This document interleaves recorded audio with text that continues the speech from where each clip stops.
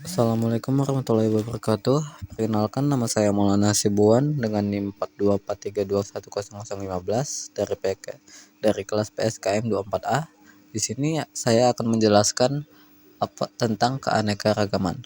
Keanekaragaman makhluk hidup mencakup variasi gen, jenis, dan ekosistem di suatu daerah. Keanekaragaman ini terlihat dari bentuk, penampilan, jumlah, dan sifat-sifat pada tingkat yang berbeda. Aspek-aspek yang seperti morfologi, anatomi, fisiologi, dan tingkah laku juga turut berperan dalam pembentukan ekosistem tertentu. Keanekaragaman makhluk hidup tidak hanya terjadi antar jenis, misalnya bawang merah dan bawang putih, tetapi juga dalam satu jenis, misalnya varietas padi seperti padi Jawa dan padi Cianjur. Lalu makhluk hidup dikelompokkan dalam taksa berdasarkan persamaan spesies, mulai dari genus, familia, ordo, kelas, filum, hingga kingdom.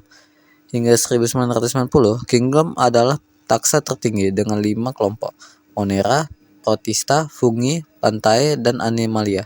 Namun, dengan metode baru ditemukan taksa di atas kingdom, yaitu domain, yang terbagi menjadi 3, yaitu bakteria yang termasuk organisme prokariota di habitat normal, Archaea yaitu organisme prokariota di habitat ekstrim, dan Eukarya yaitu organisme eukariota. Lalu keanekaragaman dapat menjadi beberapa faktor akibat terjadinya keanekaragaman.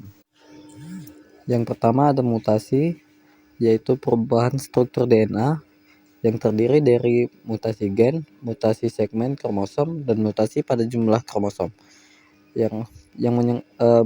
Berbagai pengaruh mutasi gen mampu menyebabkan yang pertama mengubah struktur DNA namun tidak mengubah produk yang dihasilkan. Yang kedua mengubah rantai asam amino namun tidak mengubah fungsi produk yang dihasilkan. Yang ketiga mengubah rantai asam amino dan mengubah fungsi produk tersebut namun tidak berbeda. Yang keempat menjadikan fungsi sel rusak. Dan kelima mutasi terjadi pada sel somatis sehingga tidak diwariskan. Yang keenam kerugian atau sebaliknya menguntungkan. Lalu ada kedua variasi dengan yang diwariskan adalah bahan baku evolusi.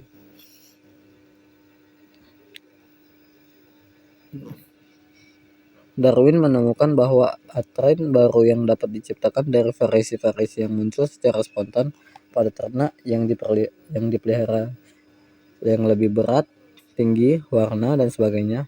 Variasi-variasi ini bukannya muncul karena perubahan dalam informasi genetiknya, jadi dapat diwariskan dengan melakukan perkawinan secara selektif dan mengulangi cara ini pada generasi selanjutnya. Akhirnya akan dihasilkan galur murni yang menunjukkan sifat baru yang diinginkan. Lalu yang ketiga ada seleksi alamiah. Malthus menunjukkan bahwa semua organisme mempunyai potensi produksi yang besar. Umpama kemampuan bakteri untuk membelah setiap 20 menit akan mampu menyelimuti permukaan bumi dalam beberapa hari, biar tidak ada rintangannya. Dalam kondisi yang ideal, populasi akan tumbuh secara eksponensial. Yang selanjutnya ada besar keluarga atau family size. Setiap sifat menyebabkan jumlah keturunan dewasa menjadi besar, merupakan ukuran fitness. Penting untuk memberi tekanan kepada keturunan dewasa, karena hanya keturunan dewasa yang dapat mewariskan sifat-sifat tersebut pada generasi berikutnya. Yang selanjutnya ada sumber genetika dari variabilitas reproduksi sesuai menciptakan kombinasi gen baru, genotip baru. Jadi hasilnya adalah fenotip atau variasi baru. Kombinasi baru ini terjadi dengan 3 cara. Yang pertama crossing over, yang kedua random assortment, dan ketiga outbreeding. Yang paling penting selain ketiga cara tersebut adalah mutasi, karena kejadian ini menghasilkan alel-alel baru. Selanjutnya membahas hukum Hardy dan Weinberg. Dalam menerapkan hukum-hukum genetika pada subjek evolusi, yang harus diperhatikan adalah genotip seluruh populasi dan bukan individu tersendiri. Ini disebut genetika populasi. Bila kita mau mengawinkan 2 individu yang heterozigotik untuk gen dominan, 50% heterozigotik seperti parentalnya dan 25% homozigotik resesif. Implikasi hukum Hardy dan Weinberg dalam evolusi. Hukum Hardy-Weinberg menunjukkan bahwa frekuensi gen dalam gene pool populasi tetap konstan jika tidak ada faktor yang memengaruhi. Kondisi ini tidak menyebabkan evolusi, tetapi memungkinkan populasi menyimpan reservoir of variability.